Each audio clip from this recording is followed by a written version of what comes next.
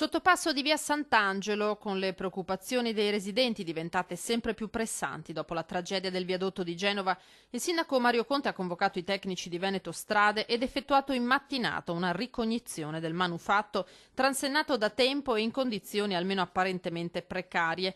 Necessario verificare un eventuale rischio statico, trattandosi di un ponte sotto la tangenziale che sorregge il passaggio di circa 20.000 veicoli al giorno. Abbiamo fatto un sopralluogo, non ci sono problemi strutturali per quanto riguarda la struttura, i cementi ammalorati è un problema superficiale che verrà risolto a partire da settembre-ottobre, quando Veneto Strade appalterà i lavori, quindi verrà fatto un risanamento delle superfici in cemento, un trattamento di bonifica dei ferri d'armo e poi verrà ripristinata la superficie in cemento.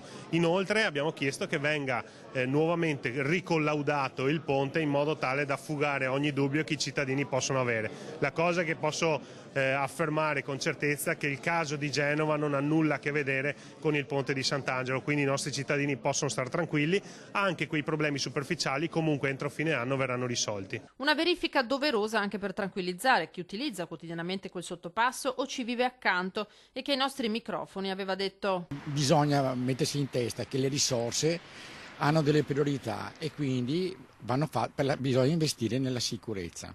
Le segnalazioni, i dubbi, i timori si sono comprensibilmente moltiplicati dopo il crollo di Ponte Morandi, a Treviso come nelle altre zone del Veneto e dell'Italia. Perplessità che anche un restyling esterno contribuirà a fugare.